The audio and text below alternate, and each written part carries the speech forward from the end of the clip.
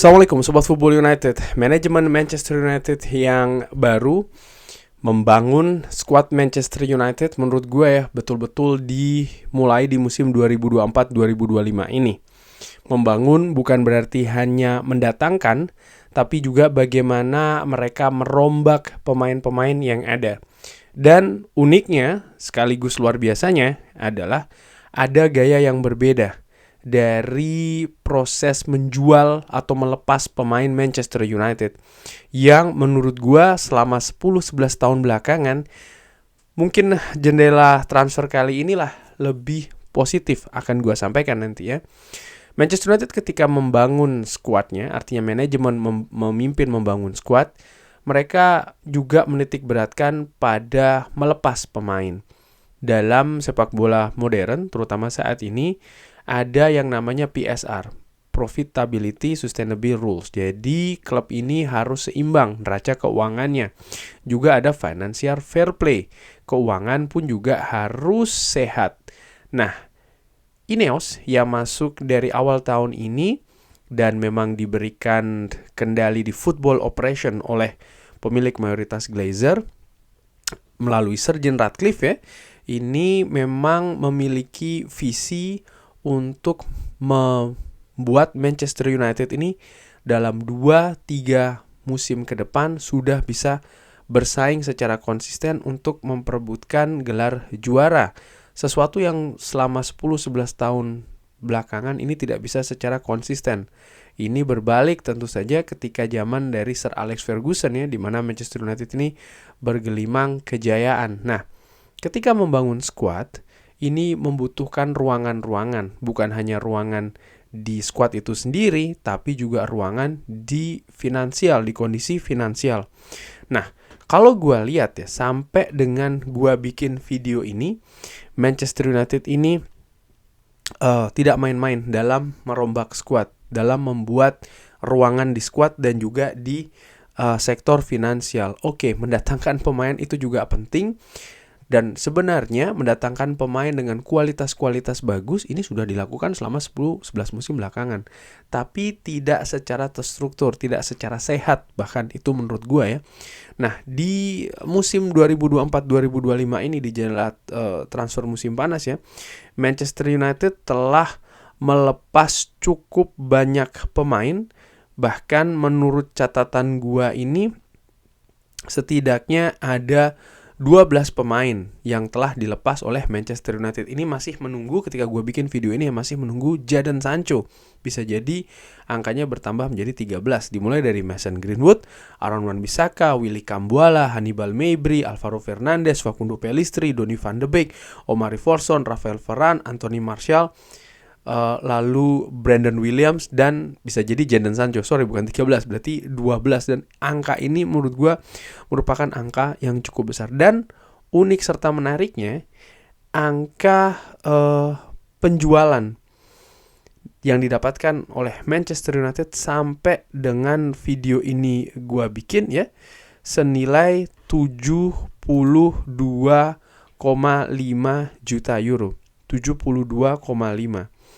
Musim lalu Manchester United ada di angka 58,3. Jadi penjualan angka untuk musim ini meningkat ya. Bahkan ada kemungkinan katakanlah ketika Jadon Sancho ini bisa lepas secara permanen, angka 72 ini mungkin akan menjadi lebih tinggi, bahkan bisa menjadi 100 ya. Dan kalau gue bandingkan tadi musim lalu ini 58, musim sebelumnya bahkan lebih rendah lagi, ada di angka 23,6. Angka yang tinggi sebelumnya bahkan lalu di angka 31, di musim 2020-2021 nih hanya di 19,5. Yang paling tinggi itu sempat diraih di musim 2019-2020, yaitu 81,1 juta euro. Itu terbantu dengan penjualan Romelu Lukaku ke Inter Milan seharga 74 juta euro. Di musim yang lainnya ya, langsung aja gue cari di mana Manchester United ini juga membukukan penjualan yang sangat tinggi. Itu adalah di musim hampir 10 tahun yang lalu, tepatnya di 9 tahun yang lalu, di musim 2015-2016, di mana Manchester United membukukan angka penjualan ini di 100,6 juta euro. Pada saat itu terbantu penjualan Angel Di Maria ke Paris Saint-Germain senilai 63 juta euro. Jadi memang ada satu pemain yang memacu ya, atau ngebooster penjualan Manchester United. Tapi tanpa pemain yang nilainya tinggi tersebut, Manchester United selama 10 tahun terakhir ini tidak cukup banyak menghasilkan uang dari sisi penjualan. Ya, musim lalu agak sedikit lumayan ya, di 58,3 juta, di mana penjualan tertinggi ini ada di dua pemain 17 juta euro masing-masing, di Dean Henderson dan juga Anthony Elanga. Nah, untuk musim ini ada Mason Greenwood ya 26 juta, lalu Aaron Wan-Bissaka dengan 17 juta. Selain model ataupun hasil dari penjualan, hasil penjualan yang tinggi, lalu juga bagaimana Manchester United menerapkan model penjualan yang juga berbeda jika dibandingkan musim lalu, yaitu adalah Manchester United sering sekali melibatkan sell on close ataupun buy back close. Willy Kambuala misalnya yang dijual seharga kurang lebih 10 juta euro, angka yang menurut gue juga cukup tinggi ya. Ini ada buyback clause. Jadi Manchester United bisa memiliki hak beli ya, kurang lebih demikian, di masa yang akan datang. Alvaro Fernandes, pemain muda ini pun juga seperti itu. Manchester United mendapatkan 6 juta euro dan memiliki buyback clause. Selain buyback clause, artinya hak untuk membeli kembali, Manchester United juga sering sekali memasukkan sell on clause. Jadi Manchester United akan mendapatkan bagian ketika pemain tersebut dijual ke klub lain. Alvaro Fernandes misalnya yang dijual ke Benfica, ini juga ada sell on clause. Artinya ketika Benfica menjual Alvaro Fernandes ke klub lain, Manchester United akan mendapatkan presentasinya. Ini sesuatu yang hampir tidak pernah dilakukan di periode-periode sebelumnya, tapi cukup rajin di jendela transfer pertama dari manajemen baru Manchester United. Facundo Pellistri pun juga demikian, ada buyback option, artinya bisa membeli kembali, dan sell on close, dan angkanya pun juga sangat tinggi, 45% sell on close dari kepada Panathinaikos. Jadi ketika klub Yunani ini menjual Facundo Pellistri ya, Manchester United akan dapat bagian kurang lebih 45% dari angka penjualannya. Hannibal Mejbri ini juga yang mengejutkan ya, ternyata angkanya cukup tinggi, dijual ke Burnley dengan total paket 10 juta euro lebih. Juga ada sell on close. Jadi ketika Burnley menjual Hannibal Mejbri, Manchester United akan dapat bagiannya. Scott McTominay, pemain senior yang baru-baru ini here we go dilepas ke Napoli, pun juga demikian. Harga cukup tinggi, 30 juta pounds ya. Berarti sekitar 30 juta euro. Dan ya, ini juga termasuk sell on close. Jadi ketika Napoli menjual Scott McTominay, maka Manchester United akan dapat bagiannya. Oke, gue baru ingat nih. Jadi angka tadi ya 72,5 juta euro, angka total penjualan. Ini ketika ditambahkan Scott McTominay, praktis angkanya sudah tembus 100 juta euro.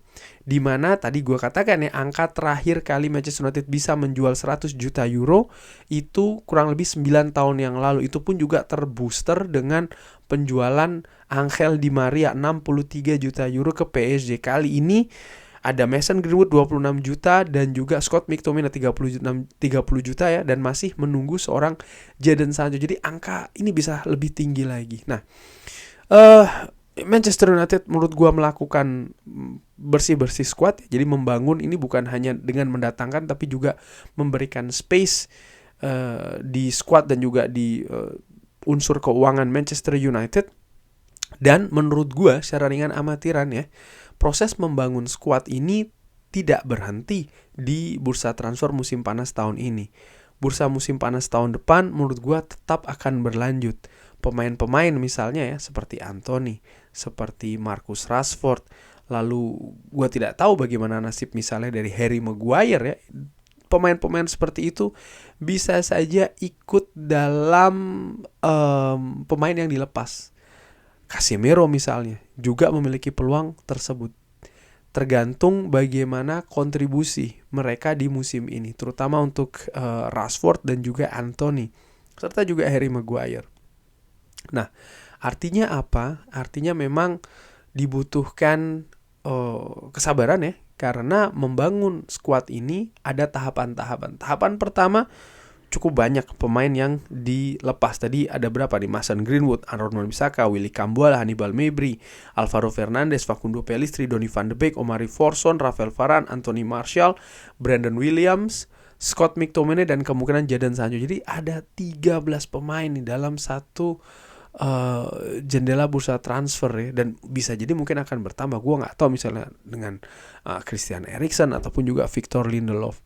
Ini angka yang cukup tinggi, tapi masih belum akan berhenti. Menurut gue bursa transfer musim panas tahun depan ya, ini juga masih akan terus berlangsung. Pemain-pemain yang memang dinilai tidak memberikan kontribusi ataupun tidak memiliki prospek untuk memberikan kontribusi yang bagus, yang tinggi ke Manchester United nampaknya akan digantikan. Nah, itu tadi. Tapi menurut gue saat ini dilakukan dengan lebih sehat. Ini merupakan kredit positif bagi manajemen baru yang nampaknya memang mengelola Manchester United seperti layaknya klub sepak bola. Kurang lebih demikian ya. Terima kasih sudah menyaksikan bagaimana Sobat Football United pergerakan pembersihan pembangunan skuad Manchester United ini. Silahkan drop di kolom komen. Terima kasih sudah menyaksikan. Jangan lupa like, sholat, dan juga subscribe. Wassalamualaikum warahmatullahi wabarakatuh. Thank you.